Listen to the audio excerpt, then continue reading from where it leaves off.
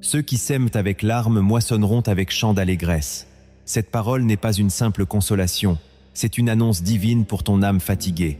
Combien de nuits as-tu traversé en silence? Combien de combats as-tu porté sans que personne ne voie le poids de tes blessures? Pourtant, aujourd'hui, Dieu t'adresse une parole de relèvement. Tu as assez pleuré, le temps du redressement est arrivé. Ce message est pour celui qui se croyait oublié, pour celle qui pensait que le ciel restait fermé, pour l'homme brisé, pour la femme épuisée, pour le cœur qui tient encore par la foi. Reste bien jusqu'à la fin, car nous allons découvrir ensemble des vérités bibliques puissantes, des clés spirituelles profondes et une prière qui pourra marquer un nouveau départ dans ta vie. Et si tu crois que Dieu parle encore, abonne-toi, aime cette vidéo et écris en commentaire cette phrase de foi: mon heure de relèvement est arrivée. Car lorsque Dieu se lève en ta faveur, aucune larme n'est perdue, aucune saison de douleur n'est vaine.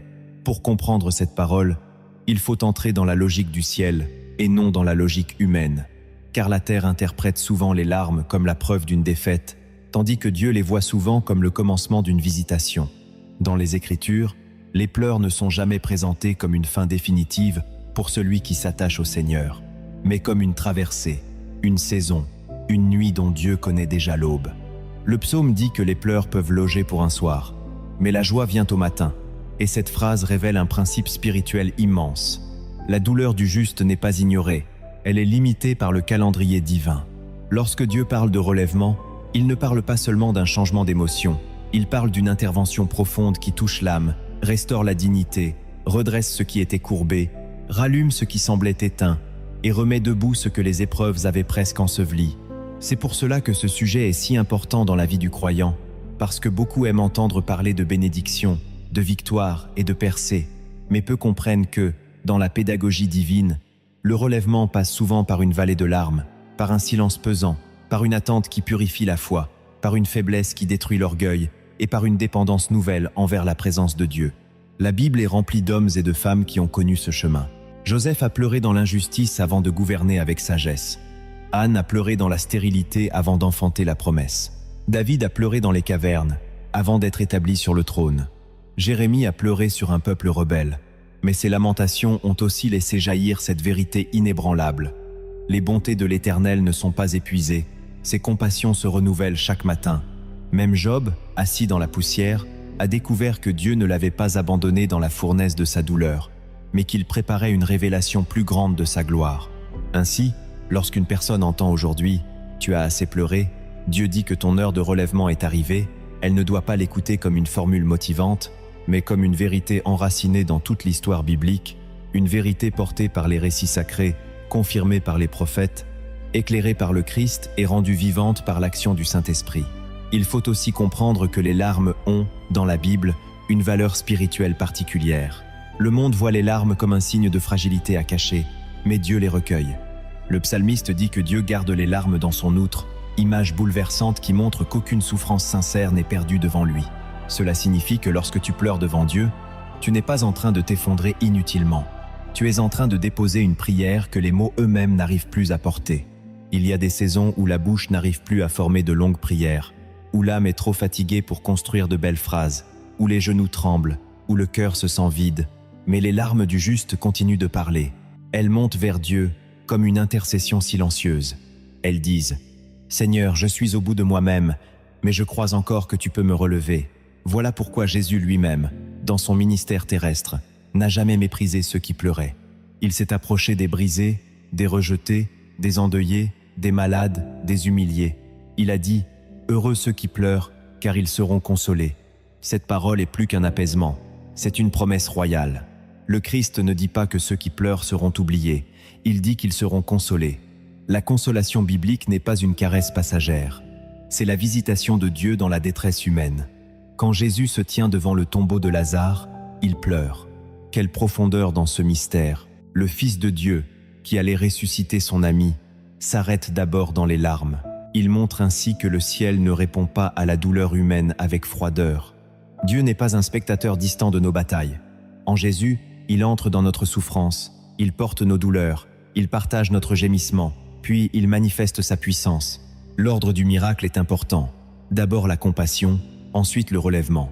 Beaucoup de croyants souffrent parce qu'ils pensent que, s'ils pleurent, c'est qu'ils manquent de foi. Pourtant, les Écritures montrent exactement le contraire. Il est possible de pleurer et de croire. Il est possible d'être blessé et fidèle. Il est possible d'être éprouvé sans être abandonné. Il est possible d'avoir le cœur lourd tout en portant une espérance vivante. Le problème du monde actuel, et parfois même de certains discours religieux, c'est qu'ils simplifient tout. Ils veulent une foi rapide, une guérison instantanée, un sourire obligatoire, une apparence de force permanente. Mais la Bible ne présente pas des héros sans blessures. Elle présente des êtres visités par Dieu au milieu de leurs fractures. C'est ce qui rend le message du relèvement si précieux. Dieu ne dit pas seulement « relève-toi par tes propres forces ». Il dit « je viens moi-même te relever ». Et cela change tout, car quand Dieu relève, ce n'est pas superficiel. Il ne maquille pas la douleur, il la transforme. Il ne nie pas le passé, il le rachète. Il n'efface pas seulement les larmes, il leur donne un sens dans l'économie de sa grâce. Regardons encore les figures bibliques. Anne n'était pas seulement une femme triste parce qu'elle n'avait pas d'enfant. Elle portait le poids de l'humiliation, du regard des autres, de la comparaison, de l'incompréhension et de l'attente prolongée. Pourtant, son histoire montre que les larmes versées devant Dieu peuvent devenir le terreau d'une destinée prophétique. Son relèvement n'a pas produit seulement un fils. Il a donné naissance à Samuel, un instrument majeur dans l'histoire d'Israël. Ainsi, ce que Dieu relève dans ta vie dépasse souvent ton simple soulagement personnel. Dieu te relève aussi pour que, par ton témoignage, d'autres retrouvent l'espérance. Joseph, lui, a connu le rejet familial, la trahison, l'esclavage, la fausse accusation, la prison et l'oubli. Si quelqu'un avait jugé sa vie à un certain moment, il aurait dit « tout est fini ». Mais Dieu écrivait une autre histoire dans l'ombre. Le relèvement de Joseph n'a pas commencé le jour où Pharaon l'a appelé. Il a commencé le jour où, au fond de la prison, son caractère a continué d'être façonné par la fidélité divine. Voilà une vérité spirituelle essentielle. L'heure du relèvement visible arrive souvent après une longue œuvre invisible. Avant de changer ta position, Dieu fortifie ton intérieur. Avant de t'ouvrir une porte, il agrandit ta capacité.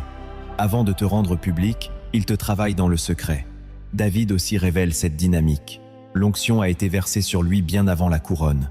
Entre la promesse et l'accomplissement, il y a eu des poursuites, des grottes, des trahisons, des cris, des psaumes de détresse, des nuits d'incertitude.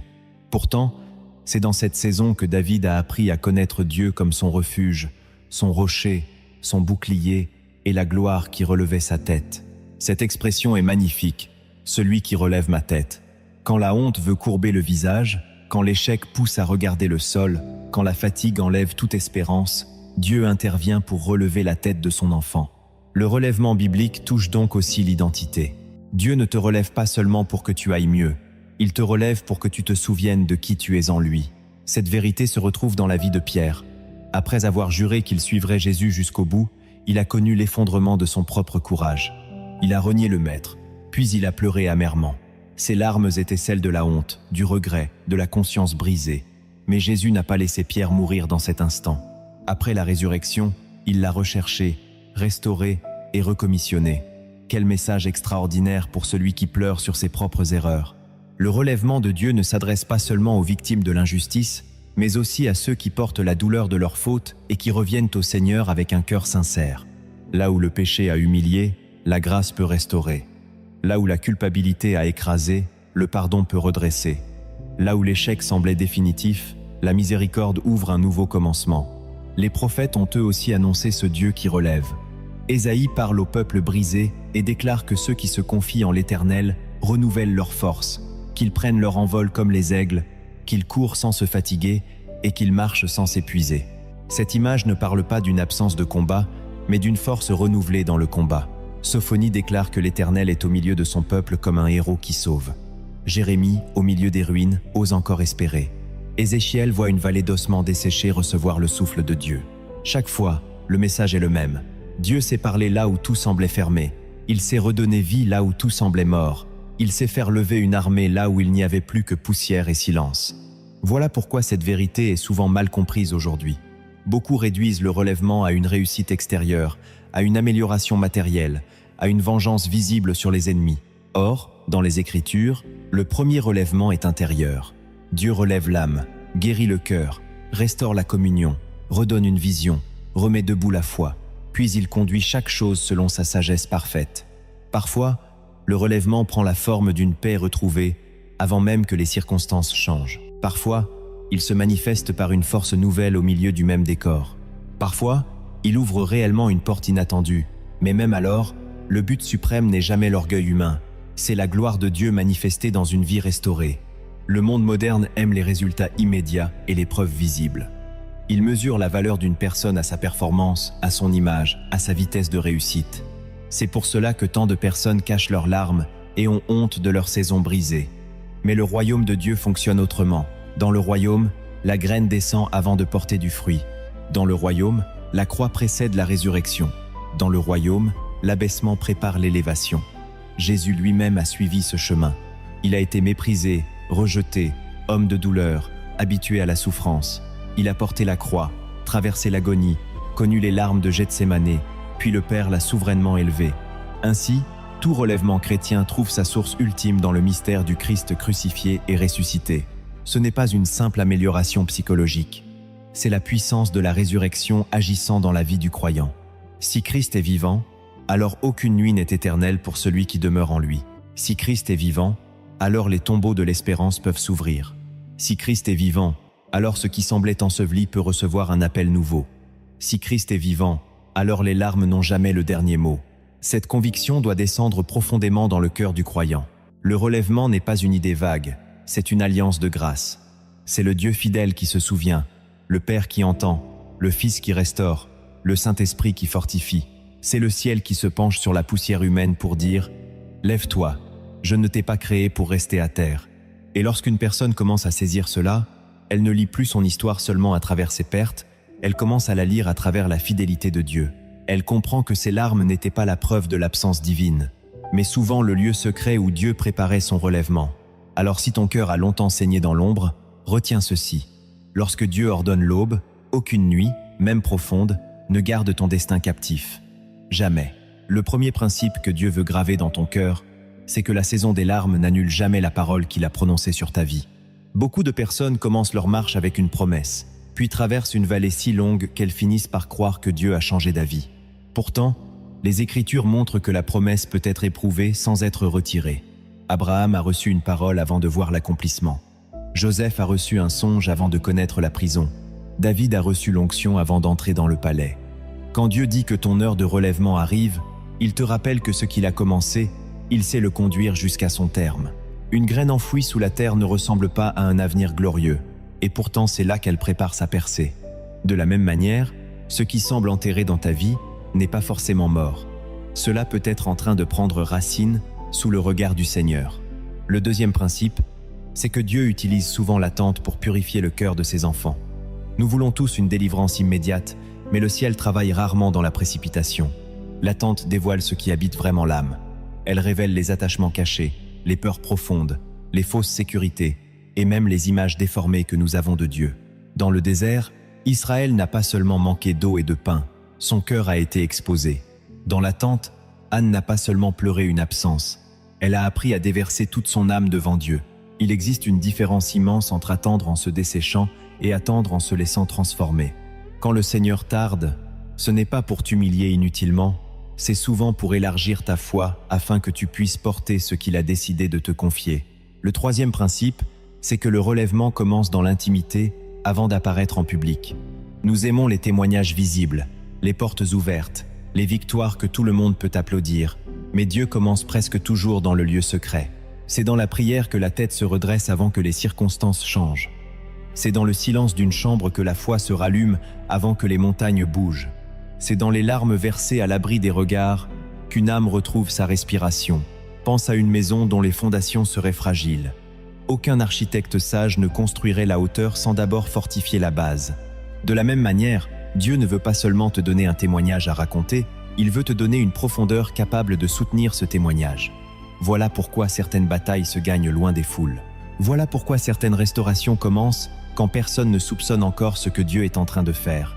Le quatrième principe, c'est que Dieu ne gaspille aucune blessure lorsqu'un cœur lui reste abandonné. Le monde t'enseigne à cacher tes cicatrices, mais le Seigneur sait transformer les cicatrices en autel de compassion. Joseph a porté les marques du rejet, et pourtant il est devenu capable de nourrir ceux qui l'avaient blessé. Pierre a porté la mémoire de son reniement, et pourtant il a été établi pour fortifier ses frères. Paul a porté l'écharde et la faiblesse, et pourtant la puissance de Christ a reposé sur lui avec éclat. Cela signifie que ce qui t'a fait pleurer n'est pas condamné à devenir seulement un souvenir douloureux. Entre les mains de Dieu, cela peut devenir une source de sagesse, de douceur, de discernement et d'autorité spirituelle. Une terre qui a été brisée par la pluie peut ensuite porter un fruit plus profond. Ainsi, la douleur confiée au Seigneur ne reste pas stérile. Elle devient parfois l'endroit même d'où jaillit une onction nouvelle. Le 5e principe, c'est que la voix de Dieu doit avoir plus de poids que le bruit des circonstances. Quand tout semble crier que c'est fini, quand les portes se ferment, quand les retards s'accumulent, quand la solitude devient lourde, il faut apprendre à discerner ce que Dieu continue de dire. Les disciples dans la barque voyaient le vent, les vagues et la menace, mais Jésus portait déjà la paix qu'ils n'arrivaient pas encore à voir. Jairus entendait les gens annoncer la mort de sa fille, mais le Maître lui a dit de ne pas craindre, seulement de croire. Il y a des moments où le relèvement tient à cette discipline spirituelle. Refuser de faire des circonstances la voie suprême de ta destinée. Les circonstances changent comme les nuages du soir, mais la parole de Dieu demeure. C'est pour cela que tu dois nourrir ton cœur de l'Écriture, parler comme Dieu parle, prier selon ce qu'il promet, et refuser de bâtir ton espérance sur les impressions du moment. Le 6e principe, c'est que le relèvement exige parfois de lâcher ce qui t'a blessé, non pour nier le mal, mais pour retrouver ta liberté intérieure. Beaucoup pleurent longtemps non seulement à cause de la douleur reçue, mais parce qu'ils restent attachés à la scène de leur chute. Ils revisitent sans cesse la trahison, la perte, l'humiliation, l'injustice, comme si leur âme était restée prisonnière d'un ancien jour. Pourtant, quand Jésus relève, il ne te laisse pas vivre éternellement tourné vers la tombe. Il appelle Marie de Magdala par son nom, afin de la tirer hors de son chagrin. Il demande au paralytique de prendre son lit et de marcher. Il ordonne à Lazare de sortir. Chaque fois, il y a une invitation à quitter l'espace de mort pour entrer dans un mouvement nouveau. Pardonner n'est pas appeler le mal bien. Pardonner, c'est retirer à la blessure le droit de gouverner ton avenir. Et lorsque tu commences à lâcher prise, la grâce trouve plus de place pour reconstruire. Le 7e principe, c'est que Dieu se sert souvent des petites obéissances pour produire de grands relèvements. Nous cherchons des gestes spectaculaires, mais le royaume avance fréquemment à travers des pas simples et fidèles. Naaman voulait une démonstration éclatante, alors que sa guérison se cachait dans une obéissance humble. La veuve de Sarepta n'avait qu'une poignée de farine, et pourtant son acte d'obéissance a ouvert un miracle de provision. Le jeune garçon qui a offert ses pains n'imaginait pas nourrir une foule. Ne méprise jamais ce que Dieu te demande de faire aujourd'hui sous prétexte que cela semble trop petit. Un appel, une prière, un jeûne, une repentance sincère, une fidélité discrète, une parole de bénédiction là où tu voulais répondre par l'amertume. Ces gestes peuvent devenir des semences de relèvement. Dieu aime commencer avec peu pour montrer que la gloire lui revient. Le 8e principe, c'est que ton identité doit être restaurée en Christ avant que ton influence soit pleinement déployée. Tant que quelqu'un se définit par son rejet, son passé, ses fautes ou les jugements reçus, il lui sera difficile de marcher dans la liberté du relèvement. Gédéon se voyait petit, caché, insignifiant, tandis que Dieu l'appelait vaillant héros. La femme courbée de l'Évangile vivait depuis des années pliée par un esprit d'infirmité, mais Jésus l'a appelée fille d'Abraham avant même de redresser son corps. Quelle puissance dans cette scène! Le ciel restaure d'abord le nom, la place, la dignité, puis la posture change. Toi aussi, tu dois apprendre à te voir à travers la vérité de Dieu. Tu n'es pas seulement celui qui a souffert, tu n'es pas seulement celle qui a été abandonnée. Tu n'es pas seulement un survivant de l'épreuve. En Christ, tu es un enfant aimé, appelé, porté, façonné, relevé pour sa gloire. Le 9e principe, c'est que le relèvement de Dieu n'a pas pour but de flatter l'ego, mais de manifester sa gloire et d'établir un témoignage. Quand Dieu te restaure, ce n'est pas pour nourrir une revanche charnelle, c'est pour faire de ta vie un miroir de sa fidélité. L'aveugle né a vu la gloire de Dieu se révéler dans sa guérison. La résurrection de Lazare n'a pas servi seulement à rendre une famille heureuse. Elle a révélé que Jésus est la résurrection et la vie. Si Dieu te relève après cette saison, ton histoire parlera. Elle dira que le Seigneur n'abandonne pas les siens, qu'il visite la poussière, qu'il rachète les années dévorées, qu'il console réellement, qu'il demeure fidèle quand tout vacille. Alors, pendant que tu écoutes cette parole, aime cette vidéo, abonne-toi à la chaîne et écris dans ton cœur, puis en commentaire si tu le souhaites. Dieu va faire de mes larmes un témoignage. Cette confession simple peut devenir une semence de foi pour toi et pour d'autres qui traversent l'obscurité. Le 10e principe, enfin, c'est que celui qui marche avec Dieu doit apprendre à vivre dans l'espérance active. L'espérance biblique n'est pas un souhait fragile. C'est une attente habitée par la certitude du caractère de Dieu. Elle prie, elle veille, elle persévère, elle se relève encore quand elle tombe, elle adore même dans les couloirs du retard. Habacuc a regardé une terre stérile et a pourtant choisi de se réjouir en Dieu. Paul et Silas ont chanté dans la prison avant l'ouverture des portes. Voilà la force de l'espérance active. Elle refuse de remettre sa joie à plus tard. Elle sait que le Seigneur agit déjà, même quand rien n'est encore visible. Elle garde la lampe allumée. Elle prépare de la place pour le miracle. Elle parle avec foi. Elle se tient prête. Et toi, que vas-tu faire pendant cette saison décisive? Vas-tu rester couché dans la poussière en laissant la douleur écrire la fin de ton histoire, ou vas-tu laisser la parole de Dieu te soulever de l'intérieur? Vas-tu continuer à te définir par la nuit, ou vas-tu commencer à parler comme quelqu'un qui attend l'aube? Vas-tu regarder seulement la pierre devant le tombeau, ou vas-tu croire que la voix du Christ est capable d'appeler à la vie ce qui semblait perdu? Souviens-toi, un archer tend la corde en arrière avant de lancer la flèche en avant. De même, certains reculs apparents dans ta vie préparent une portée plus grande. Souviens-toi encore, l'or passe par le feu avant de refléter l'éclat du maître. De même, certaines fournaises ne viennent pas détruire ton appel, mais purifier sa brillance. Et souviens-toi enfin de cette vérité puissante. Quand Jésus entre dans une histoire, la fin annoncée par les hommes n'est plus la fin définitive. Alors relève la tête, garde la foi, serre la parole contre ton cœur, car le Dieu qui t'a vu pleurer est aussi le Dieu qui sait exactement quand ordonner ton relèvement. Ne crois donc pas que cette parole soit réservée à quelques élus au destin extraordinaire.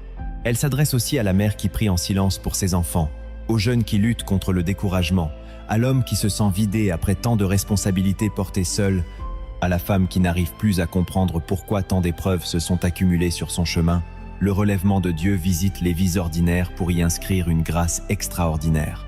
Il rejoint le serviteur oublié, la personne méprisée, le cœur qui se sent en retard, l'âme qui pensait avoir tout perdu. Et souvent, quand son heure arrive, tout change avec une précision qui confond la sagesse humaine.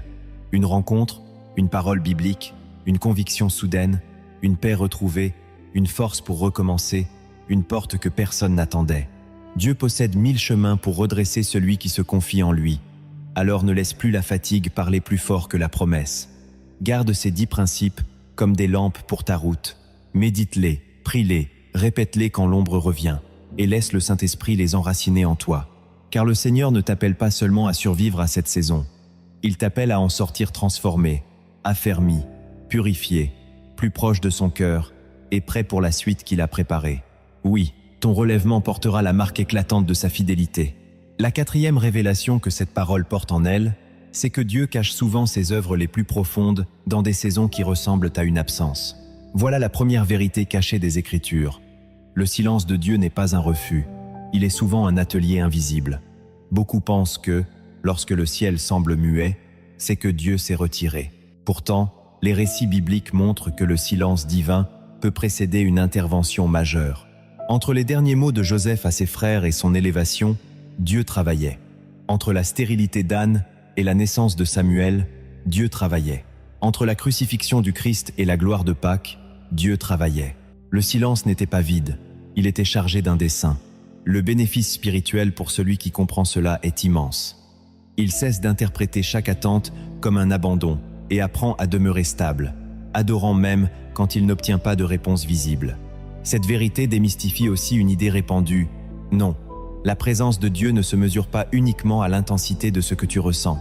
Il est fidèle même lorsque ton émotion est fatiguée, même lorsque ta prière est sèche, même lorsque tu n'arrives plus à discerner ses mouvements.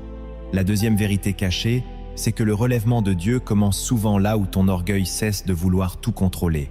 Tant que l'être humain croit qu'il peut tout réparer par lui-même, il résiste sans le savoir à la manière de faire de Dieu. Jacob a lutté toute une nuit, non pour prouver sa force, mais pour sortir brisé de sa prétention ancienne et entrer dans une identité transformée. Paul a supplié d'être délivré de son écharde, mais il a reçu cette réponse déconcertante. « Ma grâce te suffit ». Derrière cette parole se cache un secret. Certaines délivrances ne consistent pas à retrouver la maîtrise, mais à découvrir une dépendance glorieuse. Celui qui reçoit cette vérité gagne une paix profonde, car il comprend que son avenir ne repose pas sur sa capacité à tout anticiper, mais sur la souveraineté d'un père qui sait ce qu'il fait. Cela corrige aussi une erreur fréquente. La foi chrétienne n'est pas un moyen de garder le contrôle avec un vocabulaire religieux. La foi est un abandon réel entre les mains du Seigneur. La troisième vérité cachée, c'est que Dieu relève parfois en séparant avant de rassembler. Beaucoup prient pour la restauration, mais ne réalisent pas que certaines présences, certaines attaches et certaines dépendances doivent d'abord quitter leur vie. Abraham a dû quitter son pays. Lot a dû être arraché à Sodome. La femme de Lot a regardé en arrière parce que son cœur n'avait pas encore quitté ce que Dieu voulait détruire. Jésus lui-même a dit que toute branche qui porte du fruit est émondée afin qu'elle porte plus de fruits. Il y a donc des séparations qui ressemblent à des pertes, alors qu'elles sont des préparations. Le bénéfice spirituel est clair.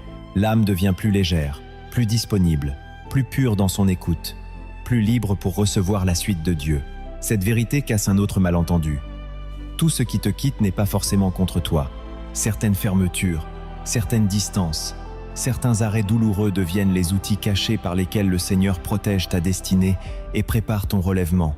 La quatrième vérité cachée, c'est que Dieu n'est pas pressé par l'urgence humaine, parce qu'il voit la totalité de ce que toi tu ne vois qu'en fragments. Marthe et Marie ont cru que Jésus était en retard pour Lazare. Pourtant, le Christ n'était pas en retard. Il avançait selon un calendrier au-dessus de leur compréhension. Si Jésus était venu plus tôt, elles auraient vu une guérison. En arrivant plus tard, elles ont vu la résurrection et une révélation de sa gloire. Voilà pourquoi certaines réponses tardent. Non pour te punir, mais pour manifester quelque chose de plus grand que ce que tu avais imaginé. Celui qui saisit cette vérité reçoit un bénéfice. Il apprend à ne plus réduire Dieu à ses délais personnels. Son cœur devient plus patient, plus humble, plus capable d'attendre l'expression parfaite de la volonté divine. Cela démolit aussi l'idée selon laquelle une réponse tardive serait une réponse inférieure. Dans le royaume, le temps de Dieu ne diminue pas la qualité de son œuvre. Souvent, il l'amplifie. La cinquième vérité cachée, c'est que le relèvement biblique n'est pas toujours spectaculaire au début, mais il est irréversible quand Dieu l'a commencé. Naaman a été guéri progressivement à travers une obéissance simple. Le lépreux purifié a d'abord reçu une parole, puis une transformation visible. L'aveugle de Bethsaïda a connu une guérison en 2 étapes. Ces passages révèlent que Dieu peut agir par processus sans être moins puissant. Beaucoup se découragent parce qu'ils cherchent un changement soudain alors que Dieu a commencé une reconstruction patiente. Le bénéfice spirituel de cette compréhension est la persévérance. Le croyant cesse de mépriser les petits commencements. Il remercie pour une paix retrouvée, pour une envie de prier revenue, pour une nuit un peu moins lourde, pour une force nouvelle de dire non au découragement. Il comprend que la main de Dieu peut être à l'œuvre dans l'inachevé. Cela corrige un mensonge répandu. Si tout n'a pas changé d'un coup, alors rien n'a changé. C'est faux. Dans les Écritures, plusieurs miracles comportent une progression, et cette progression glorifie Dieu. La 6e vérité cachée, c'est que les combats les plus douloureux sont souvent liés aux appels les plus précieux. Cela ne signifie pas que toute souffrance soit noble en elle-même, mais que l'ennemi vise avec violence ce qui porte une semence de vie. Moïse a été menacé dès sa naissance. David a été poursuivi avant d'être établi. Jésus a affronté la tentation après le baptême et avant le déploiement public de son ministère. Plus d'une fois, ce qui t'a fait pleurer se trouve mystérieusement proche de ce que Dieu veut faire naître en toi. Le bénéfice spirituel ici est le discernement. Au lieu de voir seulement une attaque, tu commences à chercher ce que Dieu est en train de protéger, d'affiner ou de préparer à travers ce combat. Tu deviens moins impressionné par l'intensité de l'épreuve, car tu comprends qu'elle ne définit pas la victoire finale. Cette vérité brise aussi une idée dangereuse. Croire que les grandes résistances prouvent forcément une mauvaise direction. Parfois, elles signalent justement que quelque chose d'important est en jeu. La 7e vérité cachée, enfin, c'est que le relèvement de Dieu vise plus que ton soulagement personnel. Il cherche à restaurer en toi une ressemblance avec le Christ. Beaucoup veulent sortir vite de la vallée, mais Dieu veut aussi que, dans cette traversée, ton cœur devienne semblable à Jésus. Le Fils de Dieu a appris l'obéissance par les choses qu'il a souffertes, non parce qu'il était rebelle, mais parce que l'expérience de la souffrance a manifesté jusqu'au bout la perfection de son abandon. Quand Dieu te relève, il ne veut pas seulement te rendre heureux. Il veut te rendre vrai, saint, compatissant, stable, ancré dans l'éternel. Le bénéfice spirituel est extraordinaire. Ta vie ne dépend plus uniquement de circonstances favorables pour porter du fruit. Tu deviens capable de rayonner même après la nuit, d'aimer même après la blessure, de croire même après la confusion. Et cela détruit une dernière illusion moderne, l'idée que la bénédiction serait uniquement le confort. Dans l'Écriture, la bénédiction suprême reste la communion avec Dieu et la transformation à l'image de son Fils. Ainsi, quand tu regardes ton histoire à la lumière de ces 7 vérités, quelque chose change en toi. Tu comprends que Dieu n'a jamais été absent, même lorsqu'il semblait caché. Tu comprends que ton besoin de tout maîtriser devait s'incliner devant sa sagesse. Tu comprends que certaines pertes étaient des protections déguisées, que certains délais étaient des préparations, que certains progrès lents étaient déjà des miracles en marche, que certains combats entouraient un appel précieux, et que l'objectif final du relèvement n'est pas seulement de te sortir d'en bas, mais de te faire marcher plus près du cœur du Christ. Alors ne crois plus les pensées qui te disent que tu es oublié, que le temps est perdu, que la lenteur du processus prouve l'échec ou que la souffrance a annulé ton avenir. Au contraire, laisse cette lumière biblique redresser ton regard. Le Seigneur sait exactement ce qu'il construit, ce qu'il coupe, ce qu'il protège, ce qu'il retarde, ce qu'il guérit et ce qu'il prépare. Rien n'échappe à sa souveraineté sûre, et sa fidélité demeure, même quand tes yeux ne voient rien autour. Et si tu consens à lui faire confiance dans ce lieu même où tu aurais voulu tout comprendre plus vite, tu découvriras que ton relèvement ne sera pas seulement un changement de saison, mais une révélation du Dieu qui ressuscite, restaure et conduit toutes choses avec une perfection que le temps finit par dévoiler toujours. Maintenant, la question n'est plus seulement de savoir si Dieu peut te relever, mais comment marcher concrètement avec lui pour entrer dans ce relèvement. Beaucoup entendent une parole de vie, sont touchés pendant un instant, puis retournent aux mêmes pensées et aux mêmes réactions qui entretenaient leur découragement. Or, une révélation biblique produit une transformation durable quand elle devient une pratique quotidienne. La première action concrète consiste donc à remettre chaque matin ton cœur devant Dieu avant de remettre ton esprit entre les mains de tes inquiétudes. Avant de consulter les nouvelles, avant de replonger dans tes fardeaux, ouvre ton âme au Seigneur et dis-lui simplement « Père, aujourd'hui je te donne mon esprit, mes émotions, mes attentes, mes blessures et ma route. » Cette habitude change la journée parce qu'elle place la présence de Dieu au commencement du combat. Le croyant qui commence par Dieu n'élimine pas tous les problèmes, mais il cesse de les affronter seul. La deuxième action, c'est de nourrir ta foi par la parole plutôt que de nourrir ta peur par les scénarios du passé. Si tu veux vivre le relèvement, tu dois apprendre à répondre à la voix de l'abattement avec ce que Dieu a dit. Quand ton âme dit « Je suis épuisé », rappelle-lui que ceux qui se confient en l'Éternel renouvellent leur force. Quand ton cœur dit « Personne ne me comprend », rappelle-lui que Jésus est touché par nos faiblesses. Quand la honte murmure « Tu ne te relèveras jamais », proclame que le juste tombe, mais il se relève encore. La troisième action consiste à sanctifier ta bouche. Beaucoup prient avec foi, puis détruisent leur propre paix avec des paroles de mort, de fatalité et de résignation. Le relèvement aime les lèvres qui bénissent, qui confessent la fidélité de Dieu, qui refusent de se prosterner devant le mensonge. Cela ne veut pas dire nier la douleur, mais choisir de ne pas laisser la douleur devenir ton évangile personnel. La quatrième action, c'est d'accepter le rythme de la reconstruction. Lorsque Dieu relève une âme blessée, il agit parfois comme un bâtisseur patient qui consolide pierre après pierre. Tu dois donc cesser de mépriser les petits signes de grâce. Une envie de prier retrouvée est déjà une victoire. Une nuit un peu plus paisible est déjà une victoire. Le désir de pardonner là où tu voulais te venger est déjà une victoire. Le courage de recommencer est déjà une victoire. Ceux qui attendent seulement des bouleversements spectaculaires passent souvent à côté des visitations discrètes par lesquelles Dieu commence à réparer l'intérieur. La cinquième action est très importante. Éloigne-toi de ce qui alimente constamment ta détresse spirituelle. Il existe des conversations, des habitudes, des fréquentations et des contenus qui gardent l'âme dans une pièce sans fenêtre. Si tu veux marcher vers le relèvement, tu dois protéger ton atmosphère intérieure. Jésus demandait parfois à certains malades de se lever, mais aussi de quitter un ancien cadre. Abraham a dû sortir. Pierre a dû quitter son filet. Le fils prodigue a dû se lever et retourner vers son père. Le relèvement demande souvent une séparation avec ce qui prolonge la nuit. La sixième action consiste à pratiquer la gratitude au cœur même du processus. La gratitude n'est pas réservée au jour où tout va bien.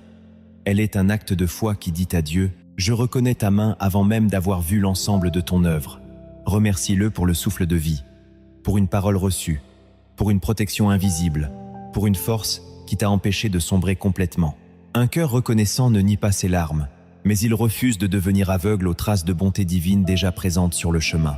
La septième action, c'est de faire de la prière un lieu de vérité et non de performance. Dieu ne t'appelle pas à l'impressionner, Il t'appelle à demeurer. Parle-lui sincèrement. Dis-lui ce que tu n'arrives plus à porter. Confesse tes peurs, tes questions, tes fatigues. Puis laisse sa présence te traverser. Les psaumes nous montrent des prières vivantes, parfois tremblantes, parfois bouleversées, mais toujours tournées vers Dieu. Une foi authentique n'est pas celle qui cache tout, c'est celle qui apporte tout au Seigneur. La 8e action est d'obéir dans les détails. Le relèvement ne se vit pas uniquement dans les grands moments d'émotion spirituelle, mais dans la fidélité quotidienne. Pardonne lorsque l'Esprit te le demande. Repose-toi quand Dieu te montre que tu t'épuises. Rends ce qui n'est pas à toi. Renonce à cette relation qui t'éloigne du Seigneur. Reprends cette discipline que tu as abandonnée. Ouvre ta Bible à nouveau.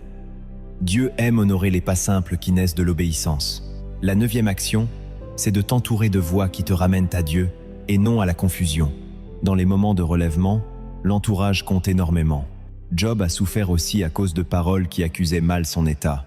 Au contraire, Paul a souvent été fortifié par des compagnons fidèles. Cherche des présences qui prient, qui discernent, qui te rappellent la vérité, qui refusent d'entretenir ton désespoir. La 10e action, enfin, consiste à servir même pendant la guérison. Cela surprend, mais beaucoup de personnes retrouvent un souffle nouveau lorsqu'elles cessent de tourner uniquement autour de leur douleur. Sans te violenter, commence à aimer encore, à encourager encore, à prier pour quelqu'un, à soutenir une âme, à porter une lumière petite mais réelle. Quand Dieu te fait devenir source au milieu même de ton processus, il te montre que la vie circule déjà en toi. Voilà comment cette révélation transforme la foi, la prière et toute la vie spirituelle du croyant. Elle transforme la foi, parce qu'elle ne repose plus seulement sur ce que Dieu donne, mais sur ce qu'il est.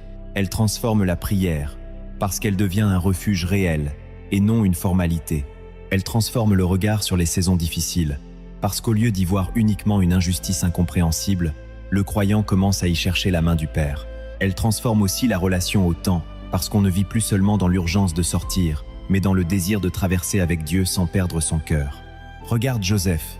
Son attente a forgé un homme capable de gouverner sans amertume. Regarde David. Ses cavernes ont enfanté des psaumes qui relèvent encore des générations. Regarde Pierre. Ses larmes ont préparé une humilité qui a donné de la force à son ministère. Dieu agit encore aujourd'hui. Ces exemples montrent que la persévérance n'est pas une résistance sèche. C'est une fidélité habitée par la grâce. Et maintenant, écoute cette histoire inspirée des cieux. Il y avait un homme qui marchait depuis longtemps dans une vallée sombre. Chaque soir, il levait les yeux vers les hauteurs, mais les nuages couvraient toujours le sommet. Il priait, avançait, tombait parfois à genoux, puis repartait avec une force de plus en plus petite. À force de silence, il a fini par croire que la montagne refusait son passage. Une nuit, alors qu'il n'avait plus de mots, il s'est assis près d'un rocher et a simplement murmuré « Seigneur, je veux encore te suivre, mais je n'ai presque plus rien. » C'est alors qu'il a vu au loin une petite lumière. Non pas une lumière éclatante qui aveuglait, mais une lueur douce, stable, suffisante pour le prochain pas. Il s'est levé et a suivi cette lumière. À chaque pas, il espérait voir toute la route, mais la lumière n'éclairait jamais que quelques mètres devant lui. Il a compris alors que le ciel ne lui demandait pas de maîtriser le parcours, mais de suivre fidèlement la clarté donnée. Plus il avançait, plus son cœur changeait. Il ne marchait plus pour sortir vite de la vallée. Il marchait avec gratitude parce qu'il n'était plus seul dans la vallée. Avant l'aube, il entendit une voix paisible dire « Si je t'avais montré le sommet dès le début, tu aurais admiré la destination.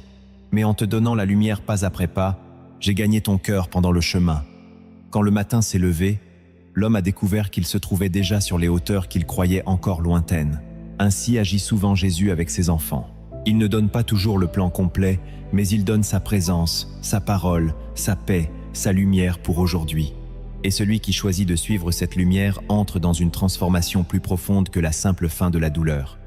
Alors toi aussi, suis la voie de Jésus dans la foi. Reviens à lui chaque matin. Prie avec vérité. Garde sa parole dans ta bouche. Protège ton atmosphère intérieure. Obéis dans les détails. Entoure-toi de paix. Sers encore. Remercie encore. Avance encore. Car ton relèvement ne se construira pas seulement en un jour de gloire, mais dans tous ces petits oui offerts au Seigneur, jusqu'au moment où tu regarderas derrière toi, en comprenant que, même dans la vallée, la main de Dieu te portait déjà vers les hauteurs. Nous arrivons maintenant à la fin de ce message, mais en réalité, nous arrivons surtout à un carrefour spirituel.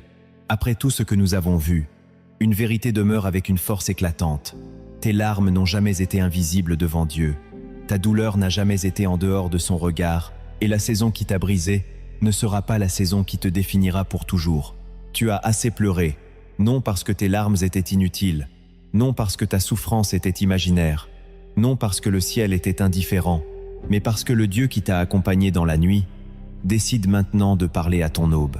Souviens-toi de tout ce que cette parole a déposé dans ton cœur. Nous avons vu que, dans les Écritures, les larmes du juste ne sont pas le signe d'un abandon, mais souvent le prélude d'un relèvement. Nous avons vu que Dieu recueille les pleurs, qu'il travaille dans les saisons de silence, qu'il prépare souvent dans l'ombre ce qu'il révélera plus tard dans la lumière.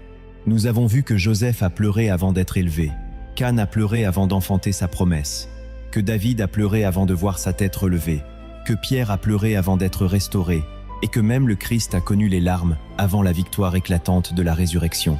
Nous avons vu que le relèvement commence d'abord dans l'intimité, que la foi doit parler plus fort que les circonstances, que les petites obéissances ouvrent parfois des portes immenses, que certaines pertes sont en réalité des protections, que certains retards cachent une gloire plus grande, et que Dieu ne relève pas seulement pour soulager, mais aussi pour transformer, purifier et rapprocher de son cœur. Nous avons vu encore que la reconstruction demande des gestes concrets. Revenir à Dieu chaque matin, nourrir son âme de la parole, sanctifier sa bouche, pratiquer la gratitude, protéger son atmosphère intérieure, prier avec vérité, obéir dans les détails, s'entourer de voix de paix et continuer d'avancer sous la lumière suffisante que Jésus donne pour le pas d'aujourd'hui. Alors maintenant, qu'est-ce que tu vas faire de cette parole? Vas-tu l'écouter comme une belle émotion de passage ou vas-tu la recevoir comme une clé de vie pour ta saison présente? Vas-tu retourner à tes habitudes de peur ou vas-tu commencer à bâtir avec Dieu une nouvelle manière de marcher, de prier, de penser, de parler et d'espérer? Car il y a des moments où une âme doit prendre une décision intérieure. Il y a des moments où l'on cesse de s'asseoir dans la poussière pour répondre à l'appel du ciel. Il y a des moments où l'on choisit de croire que la nuit a assez duré, que l'accablement n'aura pas le dernier mot, que la honte n'écrira pas la conclusion, que l'épreuve ne volera pas l'identité, et que la voix de Dieu sera plus forte que le souvenir de tout ce qui a voulu t'écraser. Si ton cœur est blessé, écoute bien ceci. Dieu n'est pas fatigué de toi. Si ton âme est confuse, écoute bien ceci. Dieu n'a pas perdu le plan. Si tu te sens en retard, écoute bien ceci. Le calendrier du ciel n'est jamais en panique. Si tu te sens faible, écoute bien ceci. La grâce de Dieu sait fortifier ce qui tremble encore. Si tu te sens vide, écoute bien ceci. Le Saint-Esprit sait remplir les lieux que les combats ont desséchés. Et si tu te sens tombé, écoute bien ceci. Jésus relève encore ceux qui pensent ne plus avoir la force de se lever. Voilà pourquoi cette conclusion n'est pas une fermeture, mais une convocation divine.